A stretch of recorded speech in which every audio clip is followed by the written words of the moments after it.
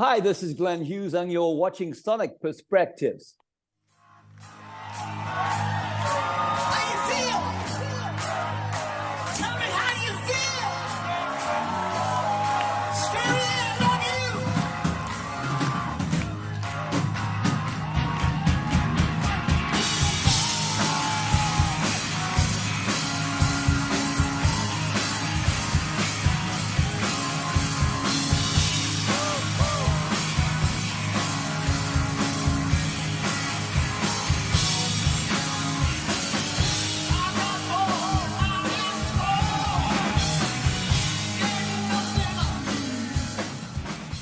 Hello, everyone, and welcome to another interview of Sonic Perspectives. I'm Rodrigo, and I'm happy to say that I'll be talking to one of my favorite singers of all time, the voice of rock himself, Glenn Hughes. Glenn, thank you for joining us.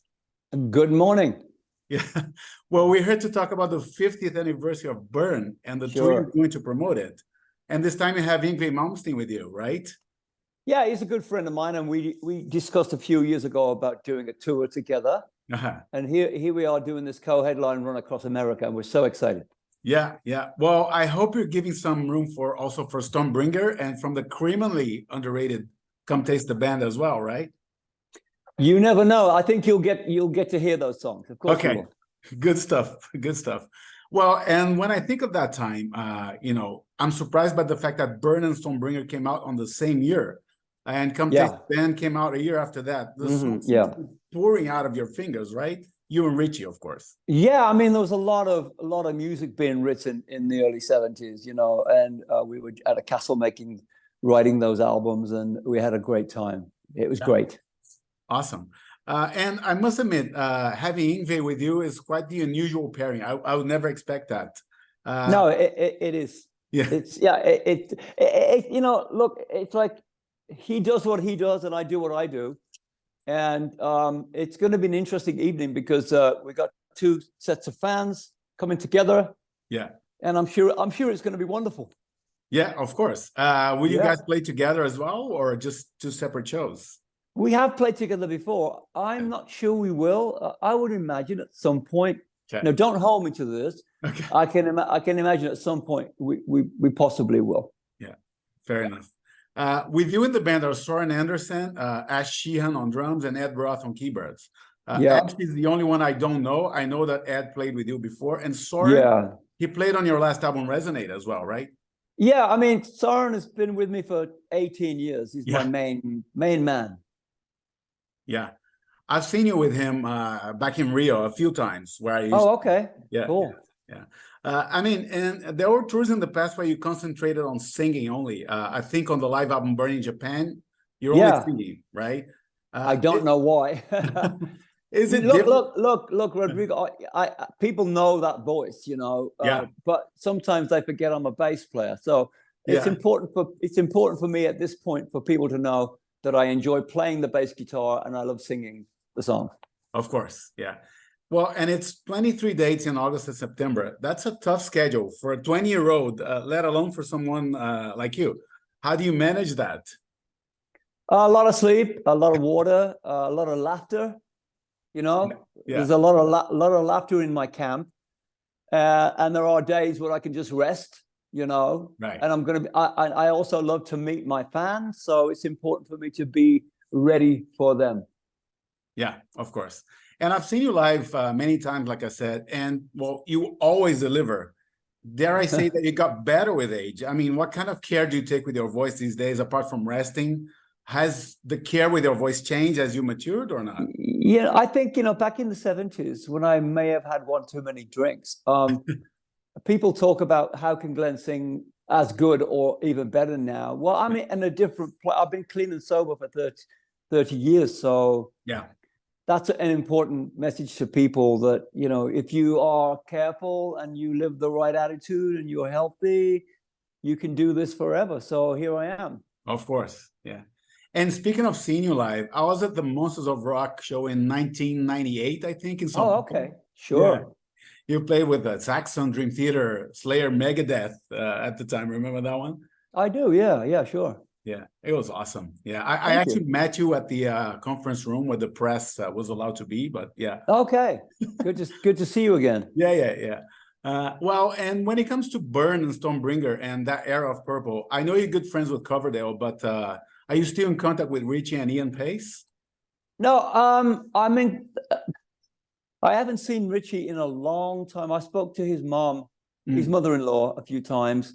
Richie's, you know, he doesn't go out unless he's playing with his band. So Yeah, we're friendly, but we haven't seen each other. I haven't seen Ian Pace since the Hall of Fame. Was it 2016?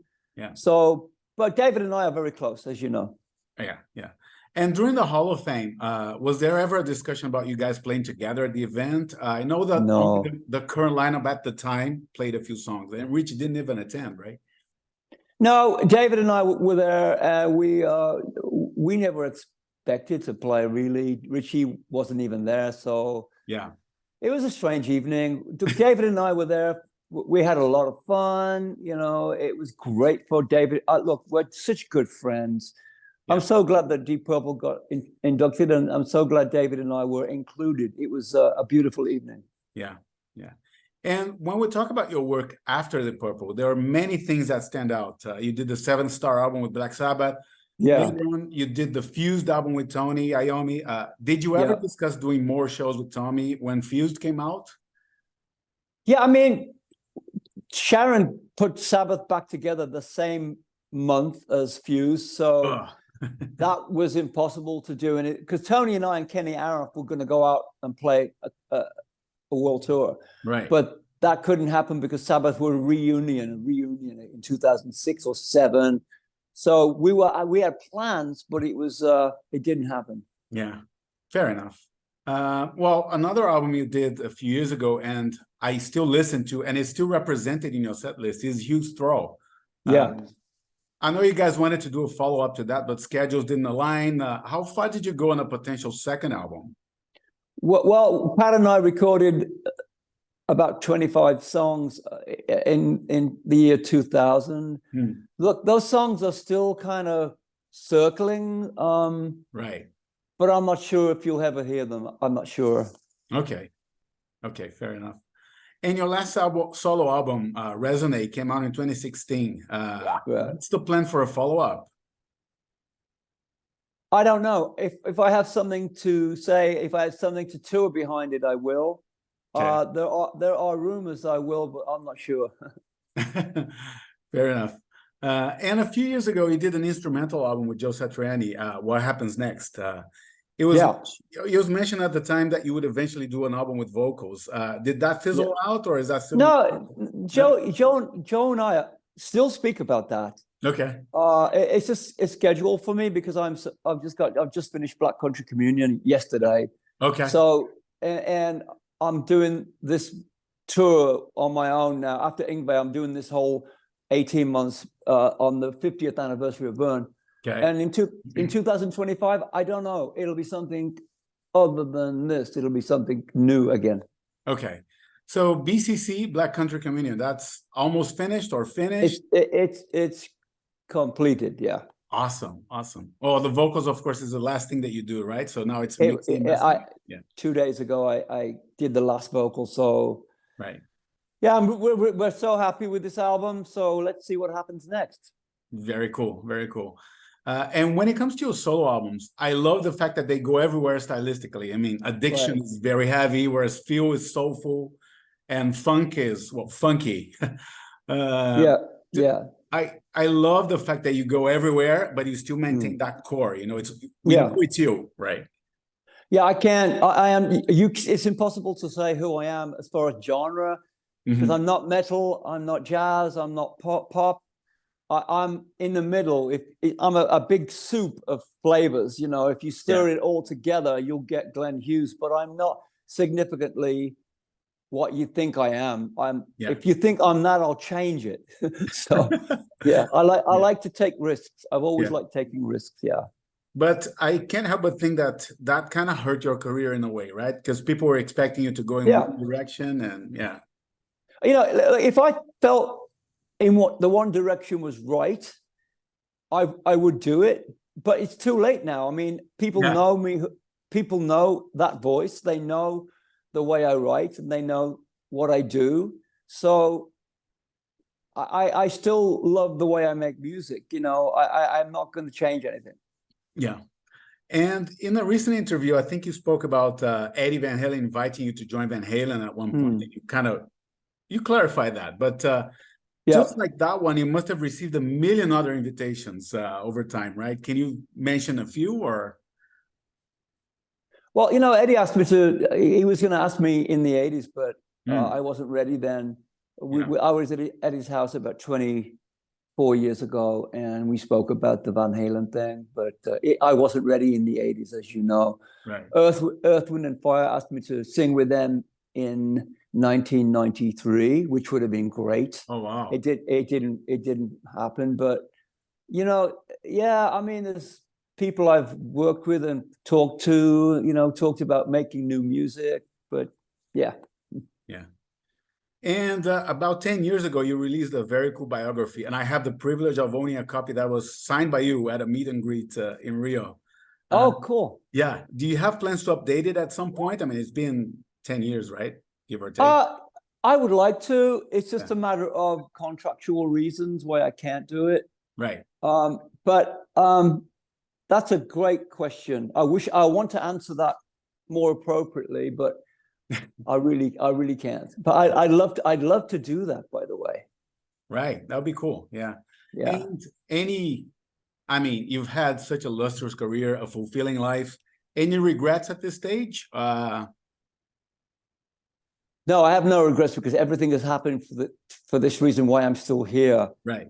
I've done things I'm not happy and proud about, but I've recovered from everything I've ever done, made my amends to people I may have said something to that was inappropriate.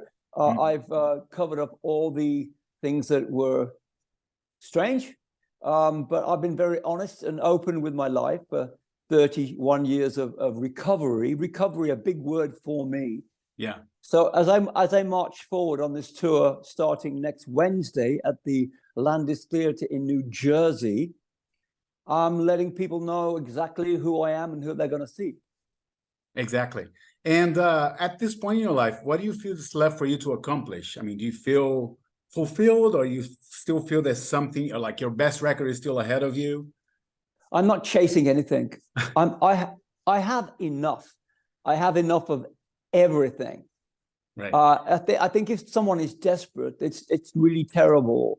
But I've learned to live in the present moment. I don't chase people or things or it or that. I show up with new music every year. I write music all the time, and I go out and play with my band, which I love very, very much. Right. That's all you can ask for, I guess, right? Correct. Yeah. Correct. Well, Glenn, thank you so much for You're welcome. Yeah, all the best with the tour, the future plans. I hope I catch you live sometime soon. Now, is this going out for North America or South America? North America. Oh, cool. Yeah. Just let everybody know across the United States. I can't wait to see you. I'll see you soon. Peace and love. Awesome. Thanks, Glenn. Thank you. Thank you. Have a good day. Bye. Bye-bye. Bye-bye.